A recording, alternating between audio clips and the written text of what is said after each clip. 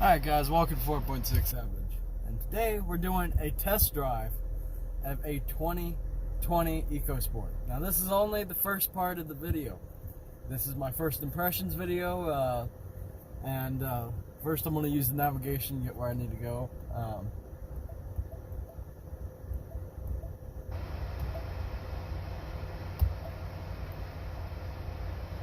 But I've driven it around for a while, so it's not a first impression, but I'm going to give you my first thoughts on it. So, we're going to go ahead, we're going to back out of here. It's got a backup camera. This is the 2020 EcoSport SES, and it's the highest model you can get. It comes equipped with the 2.0 liter, not turbo. The base model is turboed. Now, my first impression is it requires gas to move in reverse and to move it forward. You know, most cars will move under their own power at idle. It is a 6-speed automatic. I'm not happy with the automatic. Turn left now. And that's coming from a person who has put faith in his 4-speed for, God knows how many years. So, in 400 feet, we're up in Idaho right now, and it's not very fast. It's mainly 25 mile an hour, 35, and it's a very easy car to drive around town. Emphasis, town.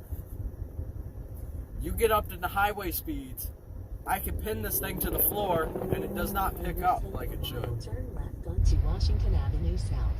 But it's just weird like that.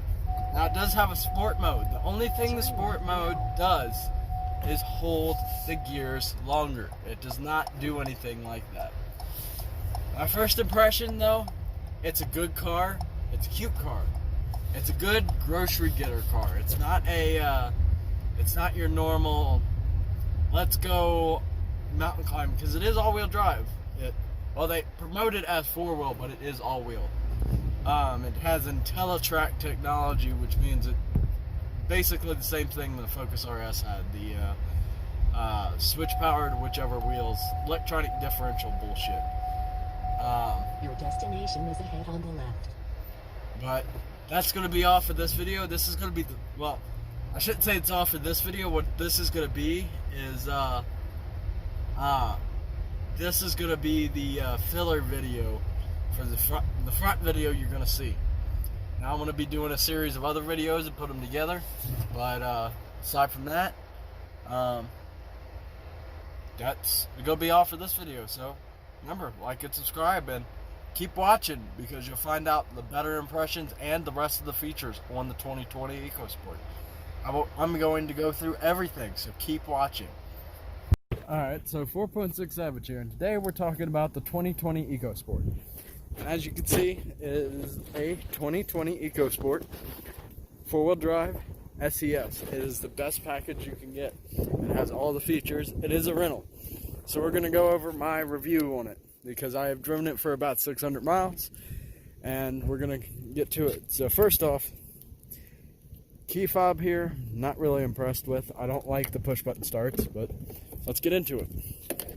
So my first complaint, bunch of scratchy plastic. All your plastic. Now I do like that it does have cup holders in the doors, but most of this is plastic except this. This is rubber and that fake leather. So when you sit in the car, you have your power seat. You have your your tilt, your up, down, and your forward, back. You also have your lumbar support and your reclining. Now the steering wheel does tilt, but not very happy with it. So we'll go ahead and start it up. So as you can see, it has 670 miles on it. That is the total miles. Actually, I think it's a little bit more than that if I go up. I do like the steering wheel. The steering wheel is nice. I do like the buttons. But as you can see, you've got your navigation. You've got the 7-inch touchscreen with all your features here. You've got your navigation. You've got your audio. You got the phone. You can see text messages, all that. Navigation, your apps, your settings. And I like all that. Now, I like the gauges. I like having the tack. I like where everything's placed. It's nice. I like the AC and all. As you see, all works. It does have auto start stop. I do not like auto start stop. It is very irritating. You come to a stop and it's awful rough. Now you've got your regular shifter. You've got paddle shifters in the button. You've also got a sport mode. Sport mode holds the gears longer, but allows you to use your paddle shifters. So we'll go out. We'll give this little thing a tour. And this is my first time being under the hood, so bear with me. So we'll walk out here. It's a cute little car. As you can see, it's front like that. And we'll go and find where the latch is. Now, I'm not going to put it up, but you can see it's a Duratec. It's a 2.0. Very quiet. And it's not torquey given the ratings that it has.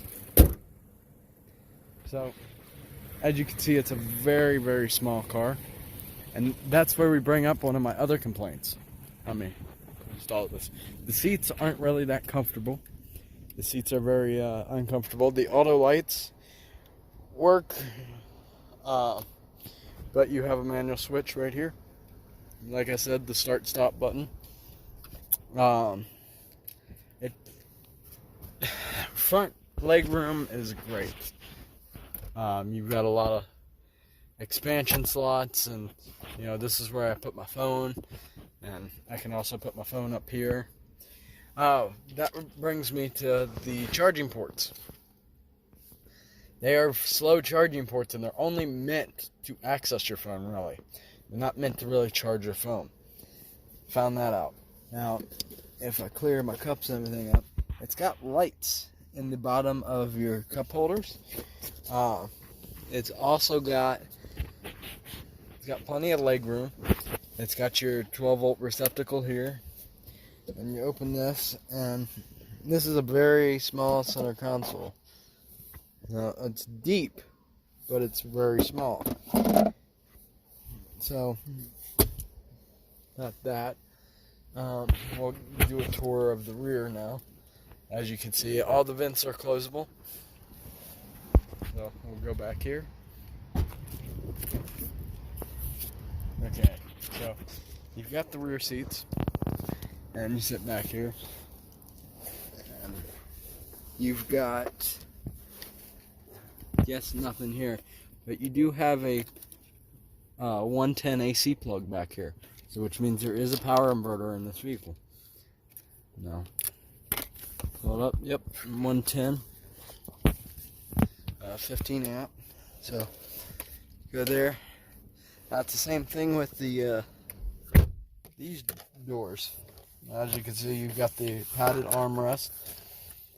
That's fake leather, and then everything else here is scratchy plastic. I don't like it. Now, the seats are leather. The steering wheel is heated, and the seats are heated as well. No cold seats, though.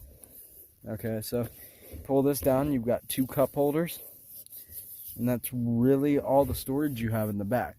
Now, the rear seats do fold down to give you more cargo space, but now we're going to go to the rear.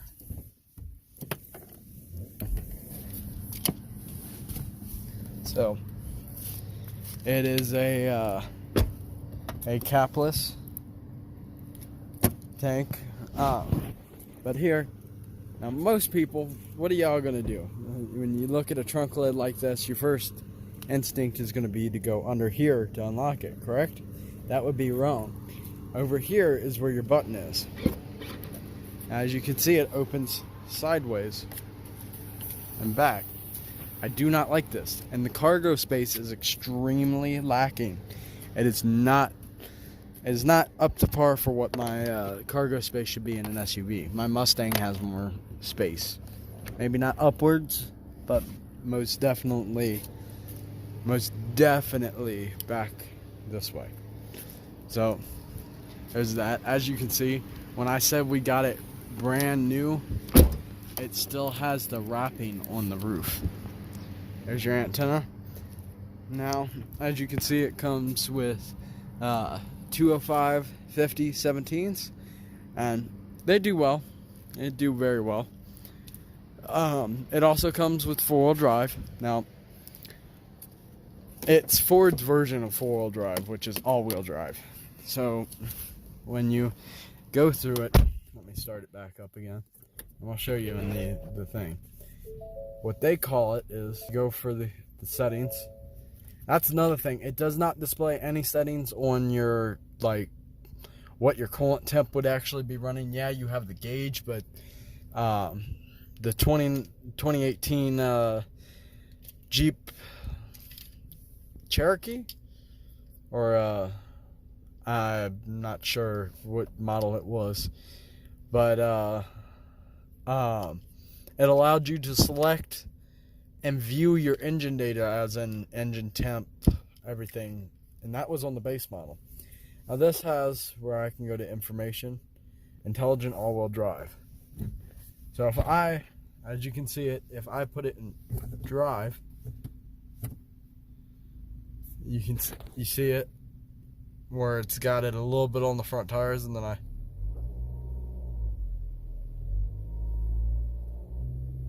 as you can see, it diverts power to each tire. I like it. I have not tested it off-road, but it is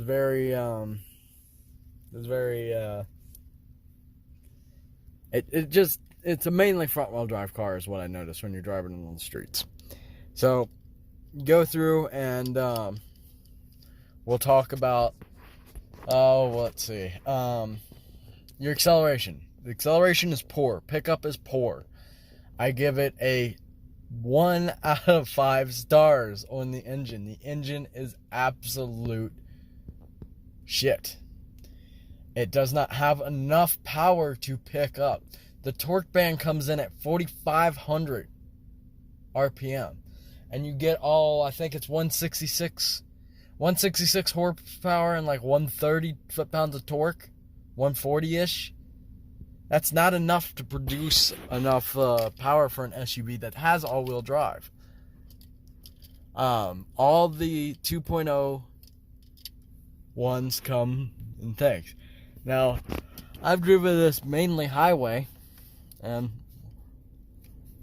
average speed is 80 up here, so we're going to go through, and I'm going to show you 25.6 mpg.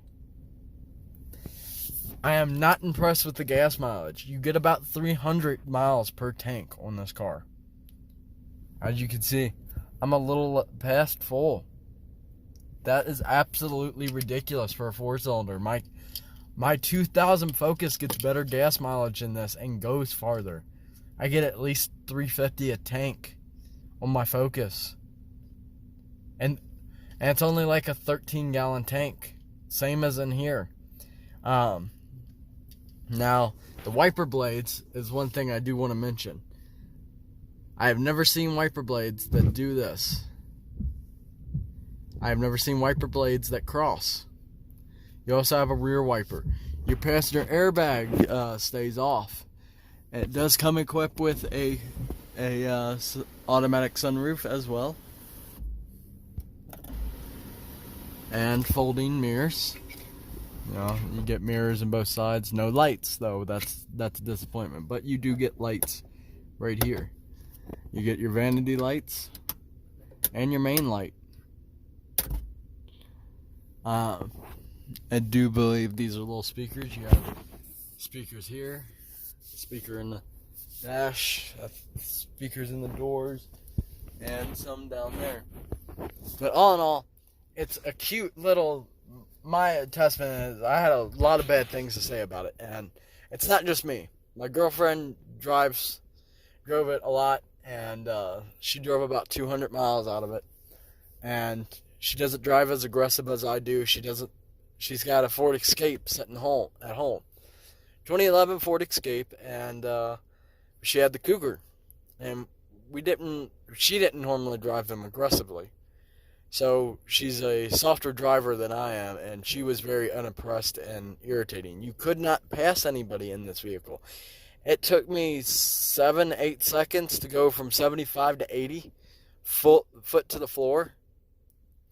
It literally revs so high, and there's just nothing there, like you're grasping for air. And it's very irritating. And you go to accelerate from 40 to 45, and it downshifts and runs crazy. It also does not like to stay in second. There was many times when I'd be cruising at 80, and I would have to force it into sixth via pulling it down into sport and clicking it up, because it would stay in fifth the whole entire time. It was very, very irritating. I do, however, I like the climate system in it. It is ice cold. And I like the entertainment center. I like the dash. Visibility. Compared to her 2011 Escape, visibility is a lot better. It has the blind spot monitoring and heated mirrors. The blind spot monitoring does help. I do enjoy it. I also enjoy the backup camera, because as you can see, it also has cross traffic alert, which is your sensors here. When you get close to an item, it'll start beeping and doing all that. But I overall have enjoyed the vehicle. It's kind of grown on me a little bit. But do I recommend it for anyone that wants to go out and off-road? No. Do I recommend it for anyone that wants to do long periods of driving? No. The seats are not comfortable for long drives. We're talking, this is your I get groceries once a week type car. Oh, I've got a SUV type. I don't have.